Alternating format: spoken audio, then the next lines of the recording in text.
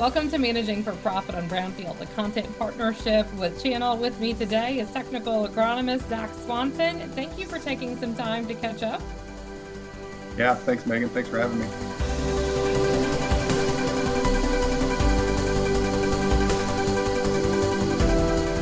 As we're heading into the dull days of winter, harvest is wrapped up. Let's talk a little bit about how harvest has been, and especially for farmers in your part of the country, which is that northern Illinois region. Yeah, thanks. Thanks for the time today. Harvest, it went a little bit better than anticipated, I think, for a lot of us. Throughout most of the Midwest, we started off really dry. We had a really dry June and into July. A lot of us were talking come the beginning of July, early pollination window for corn, whether or not we are going to have a crop, really. And we caught some timely rains across most of the Midwest. We had a little bit more soil moisture, I think, here in northern Illinois as well. And once we got into the fields there in September and October, a lot of farmers were pleasantly surprised with some of the yields we were getting. Most of the fall went fairly smooth. We didn't have many interruptions with rain or anything else like that, and we're able to get the crop out in a timely manner. When you look at how things performed, or any standout hybrids and any standout products that your farmers were talking about this year?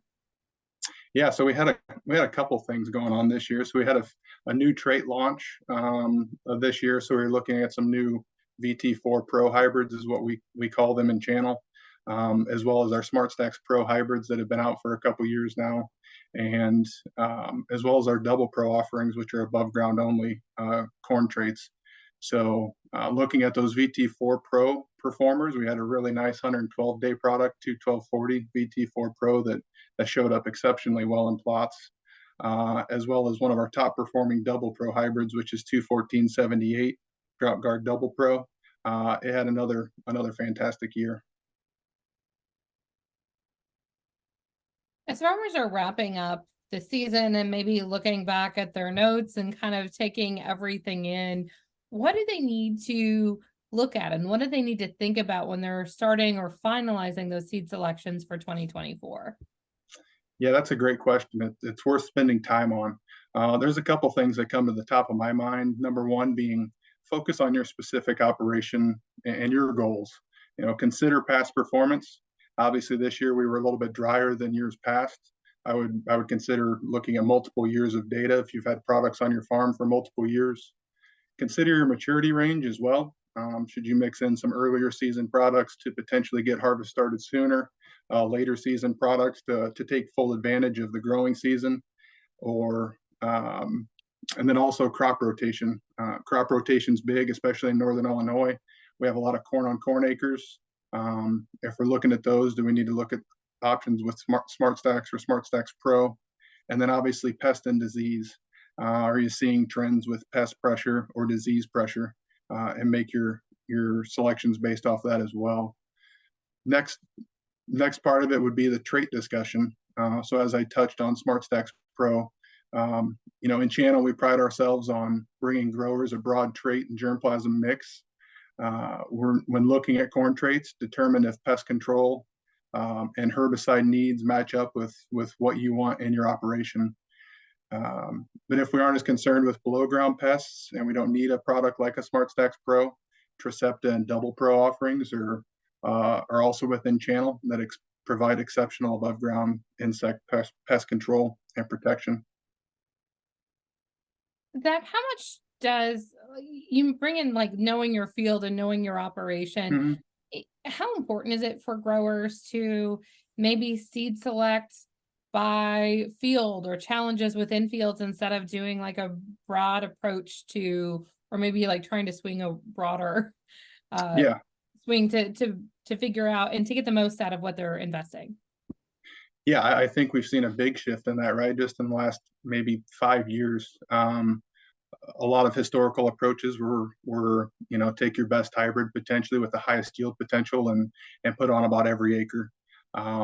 Now with technology and more offerings from trait packages, offerings all together right across the industry, I think we have the ability with the technology we have today to really be able to select on a field by field basis and select the best product for that acre. I really feel like it's fine tuning your agronomic packages and your capabilities for yield and profitability. Yeah, I would agree, and I would just lean on your channel Seed Pro, and discuss those options and recommendations, and they'll be able to talk you through a lot of that. Let's talk about what channel offers when it comes for farmers when it comes to seed selection.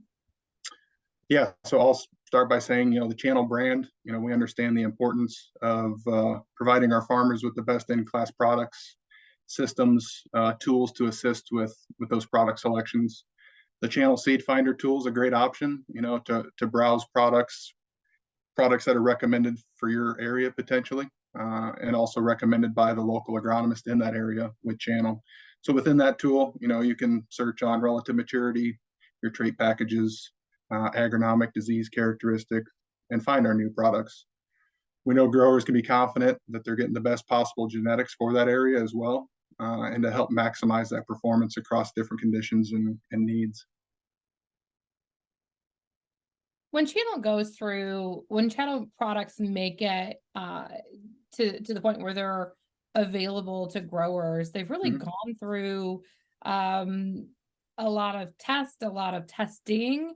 How does that make a difference when it comes to performance and product offerings for farmers? Yeah, that makes a big difference. Every channel product is field proven, and we're utilizing our new precision breeding technology from our breeding program, which has been a hot topic here over the past couple of years, and new products that we've deployed really to maximize plant vigor and obviously yield potential for our growers. Our channel seed pros work closely with those farmers to make best product recommendations as well, and with the highest performance potential, helping contribute to a successful season. Zach, you mentioned earlier working with your channel Seed Pro. How much does that make a difference in um, the business at hand, but also making sure you're really selecting the right products and um, the right product for the right field? Yeah, our channel seed pros are pivotal to making product recommendations and selections. Obviously, they work hand in hand with their local agronomists, but they know their fields and their customers' fields better than anybody. A lot of channel seed pros are farmers themselves, and they get to see our products firsthand from their operations. When you look ahead to 2024, what are you excited about in terms of product offerings and um, things that farmers will have available to them? Yeah, for 2024, we're looking to expand our VT4 Pro footprint for our corn trait side of things, as well as on the soybean side of things, bringing a fully, really a broad offering of traits to the industry. So we have our XtendFlex germplasm that we are offering, as well as an E3 brand and Connect, and that's been big for our customers and especially our channel seed pros to provide a diverse offering to growers and really allow them to make those decisions as well. Zach, anything else? I would just say farmers can learn more by contacting their local seed pro, their local channel seed pro, and going to channel.com. Zach, thank you so much for your time today. We appreciate it. Thanks, Megan. I'm Megan Grebner with Managing for Profits, a content partnership with Channel on Brownfield.